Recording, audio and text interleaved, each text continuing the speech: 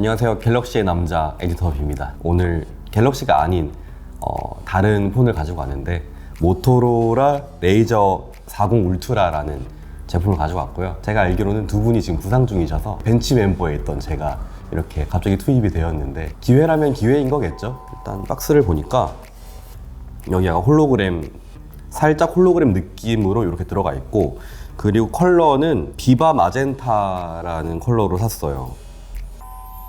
무슨 향기가 나요. 그리고 뭐 옆에는 뭐 특별한 거 없고요. 플라스틱 프리 패키징, 네, 친환경적이라는 거죠.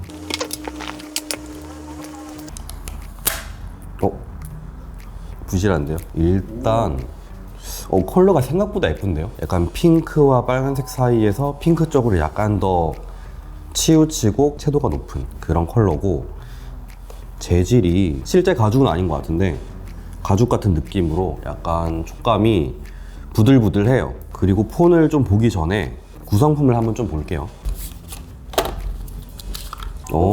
케이스가 있네요. 케이스에도 컬러가 이렇게 들어가 있어요. 어댑터를 안 주는 게 유행인데 어댑터를 챙겨주네요. 그리고 A, 그리고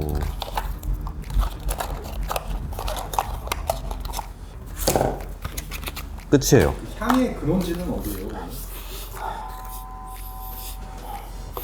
열었을 때 약간 기분 좋게 하기 위한 약간 어떤 장치가 아닐까. 네, 근데 이 향을 제가 싫어해요. 이게 주사율이 높다고 하던데 보니까 최대 165Hz까지 스마트 최적화가 되네요. 이거는 최적화를 하면 최대 120Hz까지 자동으로 조절되니까 어쨌든 최대 주사율은 얘가 더 높기는 한데, 근데 저는 뭐 체감상 어떠냐라고 물어본다면 제가 또 이런 거에 예민하거든요. 시각 이런 거, 미각, 시각 이런 거 잘 모르겠어요. 약간 더 좋은 것 같기도 하고. 그래요? 근데 그거를 딱 보자마자 이게 확실히 더 좋네, 그건 잘 모르겠어요. 근데 얘를 좀 써보고 싶긴 하네요. 궁금하긴 하네요. 뭐 자세한 리뷰는 에디터 H님이 하실 겁니다. 저는 뭐 여기까지만 그냥 찍먹해보고 에디터 H 한번 불러볼까요? 그 H를 불러보겠습니다. 에디터 H 나오셨나요? 네, 에디터 H 나왔습니다. 제가 잠깐 아파가지고 사무실을 비운 사이에 모토로라 레이저 40 울트라도 구입하고 에디터 B랑 곰PD랑 둘이서 우스운저순 모여가지고 막 언박싱도 찍고 둘이 굉장히 사이가 좋으시더라고요. 자, 그래서 제가 좀 당황스럽지만 바통을 이어받아서 리뷰를 시작해보도록 하겠습니다. 유튜브 커뮤니티를 통해서 이 제품 레이저 40 울트라에 대해서 궁금한 게 있는지 질문을 미리 받아봤는데요. 가장 많았던 질문이 뭔지 아세요, 여러분? 왜 사셨나요? 대체 왜? 그걸 왜 사요? 왜 사셨어요? 시비 거는 거 아님. 이렇게 굉장히 많은 분들이 왜 이 제품을 샀는지 의문을 표할 만큼 이게 조금 의아한 제품이었나 봐요. 그리고 댓글을 보니까 모토로라에서 아직도 폰이 나온다는 사실을 처음 알았다고 한 분들도 있었고요. 그러고 보니까 사실 국내 정발이 된 것도 너무 신기하잖아요. 이거 너무 신기한데 한번 사봐야겠다라고 호기심이 일어서 한번 구입을 해봤고요. 256기가 모델을 99만 9천 원에 구입을 했는데 보니까 정가는 129만 9천 원으로 표시돼 있더라고요.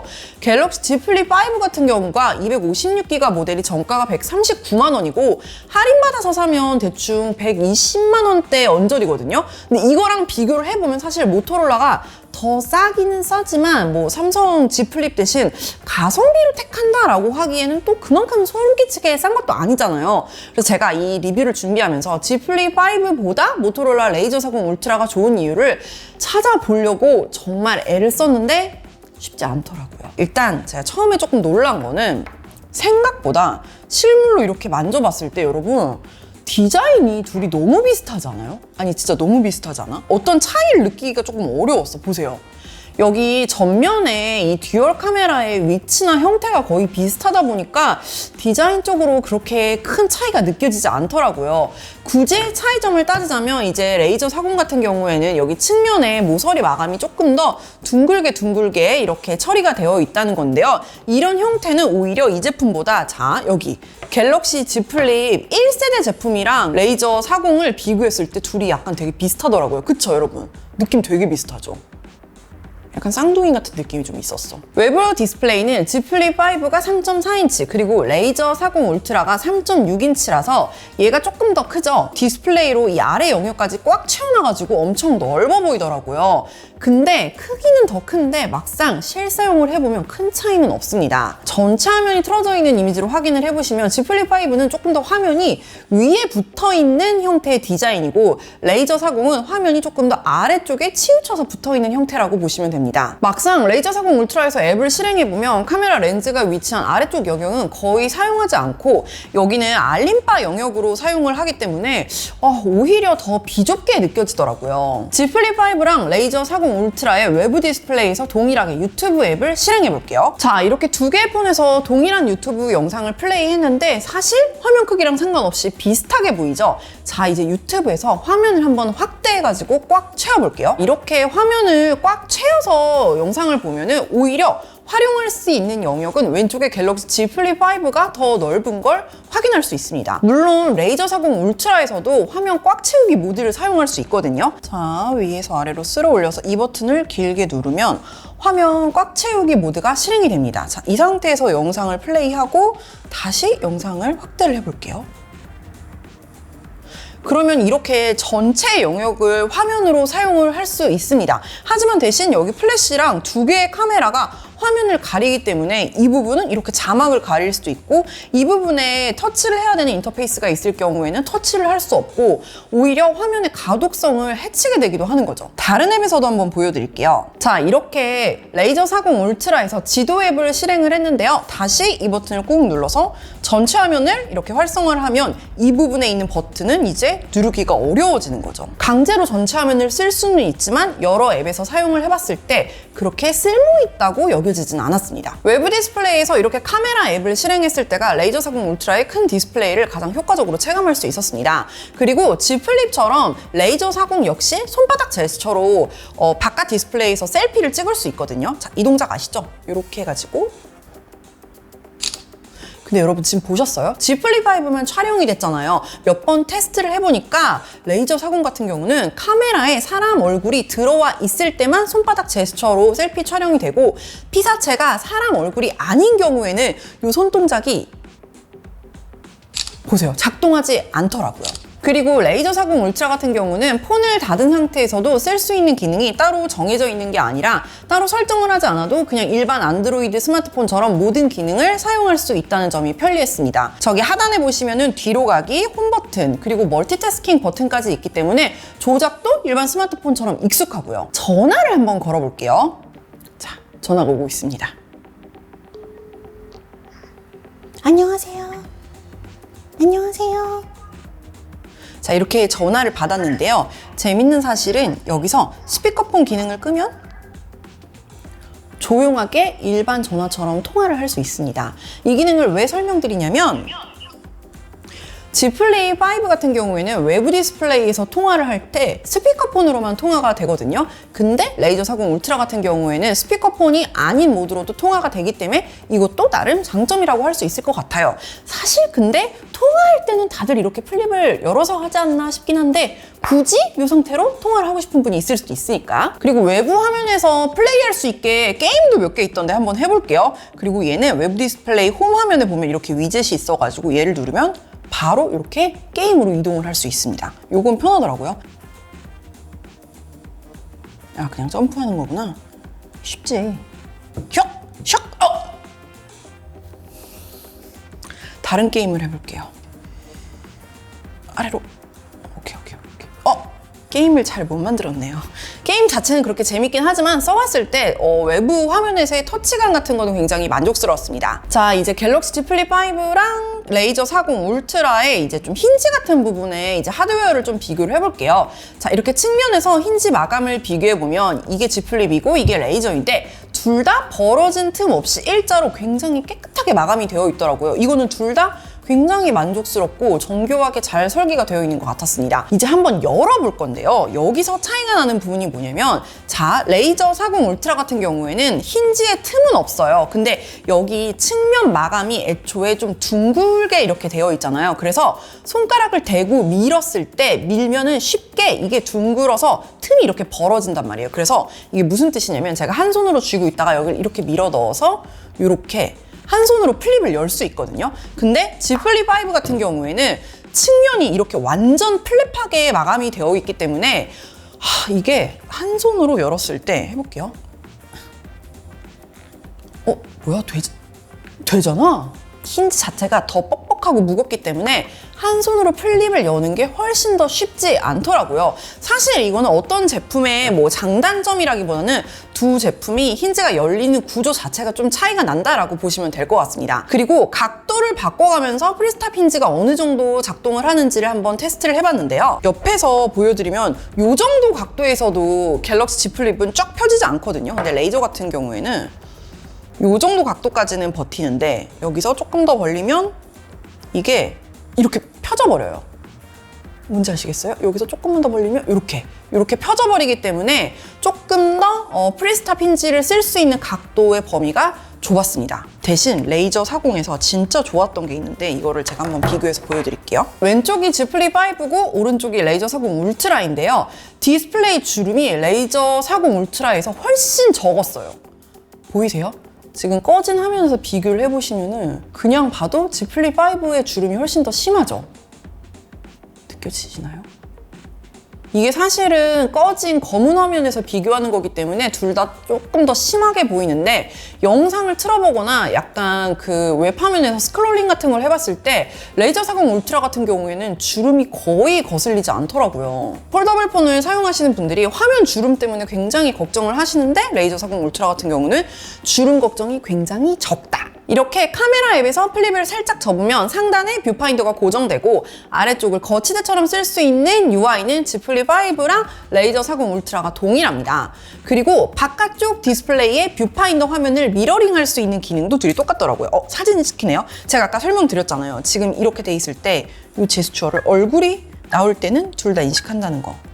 뭐야, 이분은 또 왜 얘만 찍어? 그리고 미러링 되는 기능도 보여드릴게요. 이렇게 커버화면 미리 보기를 켜서 둘 다 바깥쪽에서도 이렇게 화면을 미리 보기를 하면서 안쪽에서 촬영을 할 수 있는 기능은 둘 다 동일하게 가지고 있습니다. 자, 이제 카메라 성능에 대해서 얘기를 해볼 건데요. Z 플립 5랑 레이저 40 울트라를 비교하면 말할 것도 없이 모토로라가 개발입니다.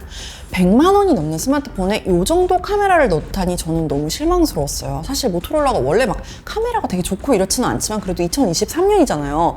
제가 처음에 그냥 테스트 삼아가지고 셀카를 하나 찍어보려고 그러는데, 제가 이렇게 고개를 조금씩 움직이면서 돌릴 때마다 화면이 껌뻑껌뻑거리면서 화벨이랑 노출이 계속 변하는 거예요. 보이세요? 너무 심하죠? 그리고 실내에서 밝을 때 촬영한 사진 한번 비교해 볼게요. 왼쪽이 Z 플립 5, 오른쪽이 레이저 40 울트라입니다. 별 차이 없는 것 같지만 확대를 해보면 왼쪽에 Z 플립 5로 찍은 사진이 훨씬 더 선명하기도 하지만 벽의 컬러 같은 거를 비교해 봤을 때 화이트 밸런스 자체도 훨씬 더 정확하더라고요. 셀카도 찍어서 비교를 해봤는데요. 뷰티 모드를 꺼놨는데도 오른쪽에 레이저 40 울트라가 피부를 조금 더 부드럽게 문대서 표현을 해주는 것 같더라고요. 그리고 피부 색감 표현도 동일한 환경에서 촬영한 건데 되게 다르죠? 갤럭시는 살짝 붉은 색감이 강하고 레이저는 노란 색감이 강하다는 걸 확인할 수 있었습니다. 어차피 이게 카메라 리뷰는 아니잖아요. 그래서 그냥 가장 극단적인 환경에서 비교를 해보자 싶어가지고 제가 한밤중에 눈앞이 보이지 않을 정도로 어두운 실내에서 야간 모드 사진을 한번 비교를 해봤습니다. 왼쪽이 Z 플립 5, 오른쪽이 레이저 40 울트라입니다.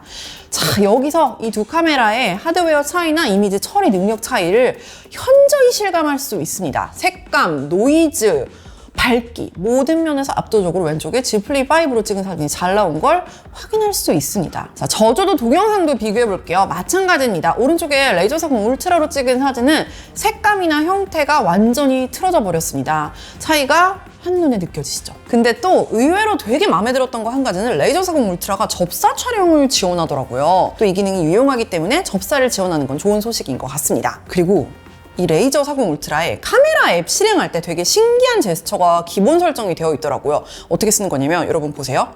하나, 둘, 이렇게 2번을 앞뒤로 뒤집으면 카메라가 이렇게 실행이 되거든요. 근데 신기하긴 한데 저는 편한 건 모르겠어요. 그냥 측면 버튼 2번 누르는 게 더 편하지 않나, 이렇게. 이게 더 편하지 않나 싶긴 한데 이런 기능이 있다는 거. 자, 그럼 대체 모토로라 레이저 40 울트라의 장점은 뭐냐라고 물어보실 것 같아서 기능을 몇 가지 보여드릴게요.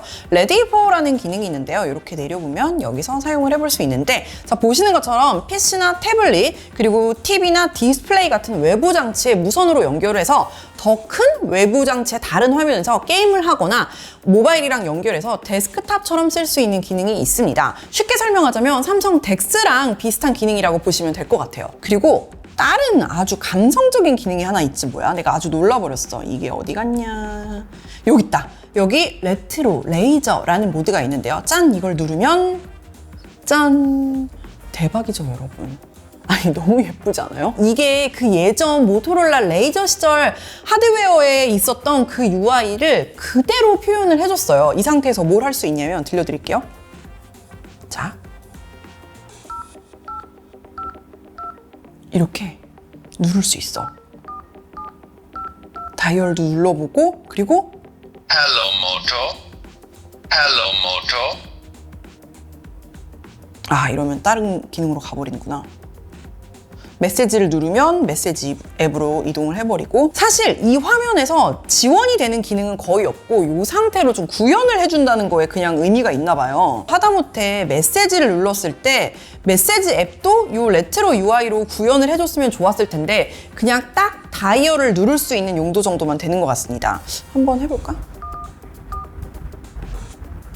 아, 그러면 그냥 통화 앱으로 연결이 되네요. 여기서 바로 전화 연결이 되지는 않고. 이 UI가 사실 너무 매력적이잖아요. 여기서 조금만 더 구현되는 기능이 많았으면 사람들이 완전 미쳐버렸을 수도 있는데, 그냥 지금 제가 사용을 해봤을 때는 감성적이고 너무 예쁘고 귀엽지만 그냥 인증샷 찍기용 기능으로 좀 Hello, Moto. 대충 감성파리로 만든 것 같아요. 아, 근데 이 느낌 너무 좋은데. 사실은 제가 처음에 받아봤을 때 디자인이 너무 마음에 들었거든요. 자, 여기 보시면은 측면 같은 부분에는 이 컬러 이름도 있더라고. 팬톤의 비바 마젠타 컬러라고 하는 굉장히 강렬한 이 붉은색 컬러로 마감한 이 색감도 재밌고, 그리고 후면에 보시면은 여기가 약간 조금 부드럽고 따뜻한 느낌의 인조 가죽 소재로 마감을 했잖아요. 그래서 사실 보기에도 고급스럽지만 이게 손에 닿았을 때 너무 미끄럽지 않고 그립감이 되게 안정적이라서 좋더라고요. 그리고 그냥 봤을 때 사실 이런 디자인들이 다른 폰들이랑 분명히 구분되는 그런 개성이 있잖아요. 그러니까 레트로 감성도 있으면서 지금 폴더블 폰 시대에도 잘 어울리는 그런 느낌? 그리고 여러분, 의외의 장점이 있는 거 아시죠? 진짜 영문을 모르겠는데 향기가 좋아. 에디터 B가 계속 냄새 난다고 맡아보라고 막 킁킁거리는 거예요. 그래서 맡아봤더니 샴푸 향기 같은 게 나요, 폰에서. 이게 언제까지 날지는 모르겠지만 이게 진짜 모토로라 공장에서 일부러 향을 입힌 걸까? 그리고 아마 언박싱에서 보여드리긴 했겠지만, 자, 이렇게 똑같이 비바 마젠타 컬러로 포인트가 들어간 이런 투명 케이스를 공짜로 넣어주는 것도 2023년 요 세상의 인심에서 조금 믿기 어려운 일이라서 좋았습니다. 그리고 아까 말씀드렸던 것처럼 제가 써봤던 다른 폴더블 그 폰의 디스플레이에 비해서 이 화면 주름 같은 게 굉장히 현저히 적었기 때문에 뭐 영상을 보거나 웹툰을 보거나 그럴 때 굉장히 조금 덜 거슬린다는 점도 좋았고요. 뭐 힌지 마감 굉장히 이런 것도 다 마음에 들었는데, 역시 제대로 리뷰를 하면서 사용을 해보니까 곳곳에서 아쉬움이 드러나긴 하더라고요. 프로세서 역시 스냅드래곤 A 플러스 젠 1이라서 젠 2가 들어간 Z 플립 5랑 비교하면 아쉬울 수밖에 없고요. 누가 지금 당장 이거를 산다라고 하면은 굳이 내가 그 사람이랑 친하다면 추천할 수 있을까? 그리고 다들 해외의 유명한 폴더블폰 내구성 테스트 영상을 보셔서 알고 있겠지만 모토로라 레이저 40 울트라와 갤럭시 Z 플립 5를 고장 날 때까지 이거 열고 닫고 그 영상에서 보시면 레이저 40 울트라 같은 경우에는 이거를 12만 번 정도 여닫고 나서 고장이 났고, 그리고 갤럭시 Z 플립 5 같은 경우에는 40만 회 이상 여닫았는데도 고장이 나질 않아서 뭐 물에다 담그고 뭘 뭐 묻히고 이래가지고 억지로 고장을 냈다고 하잖아요. 그러니까 사실 얘네 둘은 그 영상에서 증명된 것처럼 내구성에서도 확실히 차이가 나는 거란 말이에요. 그리고 얘는 플립 5의 대체로 쓰기에는 뭐가 안 돼? 통화 녹음도 안 되고 삼성페이도 안 돼. 특히 한국에서 쓰기에는 격차가 너무 나버리는 거지. 하지만 디자인이나 감성은 좋았다. 그래서 모토로라가 조금만 더 잘 만들어줬으면 얘도 폴더블 폰 시장에서 분명히 경쟁력을 가질 수 있지 않을까. 일단은 카메라부터 처음부터 다시 만들어야 될 것 같다라는 생각이 듭니다. 저는 그래도 모토로라가 여전히 이 다음 모델도 좀 만들어줬으면 하는 생각이 있거든요. 제발 만들어주세요. 제가 구입하도록 하겠습니다. 모토로라 레이저 40 울트라의 비교 리뷰는 여기까지고요. 혹시 더 궁금한 점 있으면 댓글로 남겨주십시오. 좋아요, 구독, 알림 설정 잊지 마시고요. 다음 영상에서 또 만날게요. 안녕. 인사는 얘한테 대신하게 해야겠다. Hello, Moto. 아니, 바이라고 해야지, 바이. 이렇게 케이스를 끼우면은 이런 느낌이 됩니다. 케이스에도 이렇게 깔맞춤 한 거는 예쁘긴 한데, 근데 사실 얘는 뒷면이 좀 흠집이 덜 나는 소재라서 그냥 케이스 안 끼고 써도 될 것 같아. 이렇게 써도 되지 않을까?